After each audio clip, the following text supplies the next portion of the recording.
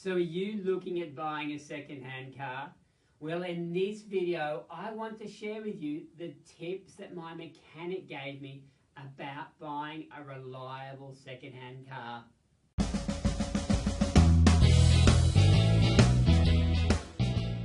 Well, after 8 years and 100,000 Ks, Bertie, my blue Nissan Pulsar, finally died.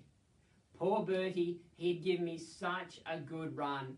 Not bad for a car that I bought for $3,000. I used to love turning up at work when I was a partner in a stockbroker and financial planning firm. My little blue Pulsar, parking it alongside the Audis and the BMWs and the Land Rovers. But that's a story for another day. Bertie served me well, but it's now time to replace him. Now, I know how to change the oil on a car. No, actually I don't. I know how to check the oil on a car. I know how to check the radiator. I know how to put water in the radiator. I know how to check the tyres. I know how to replace a tyre. But that's about it. I don't know a lot about cars, and I don't really care to, except of course when it comes to buying a car. So I went to my trusted mechanic, Niall. Niall has had his own business for 40 years. He's been looking after my cars for 15 years, and I trust his opinion. And here's what he said to me. Firstly, you want a car that is a full service history. So you want to be able to look at that logbook and see that it's being serviced on a regular basis. It doesn't have to be dealership group serviced, but it has to have had regular service, because if it's being regularly serviced, chances are there won't be too many issues with it. The second thing that he said to me was, make sure it's being serviced within the past couple of months. That way you know that there shouldn't be any major issues with it. Now, he said he can't guarantee anything, but you're minimising the risk of picking up a lemon.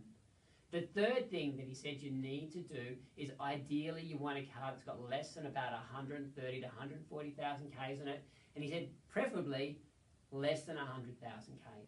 The fourth thing that he said is that the service history is more important than the age of the car. So if you've got a car with a solid service history, a full service history, and it's got less than 130, 140,000 Ks in it, he said you're going to get a car more than likely that will give you a good 5 to 10 years of reliable service. Now, the fifth thing that he said to me, and obviously this can be a matter of conjecture, but he suggested that you want to avoid the European cars simply because they're far more expensive to maintain, their parts are more expensive, and as they get older, it can be harder and more expensive to look after them. He recommended instead that we look at the Korean or Japanese cars. So Hondas were at the top of his list, along with Nissans, and then he said even the Hyundais, and believe it or not, the more recent Kias are actually good little cars to have to run around and for reliability.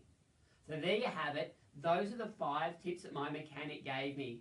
And I'm very pleased to tell you that we got a lovely little blue Honda for $5,300 that had 80,000 kilometers on the clock, a full service history, and it looks beautiful.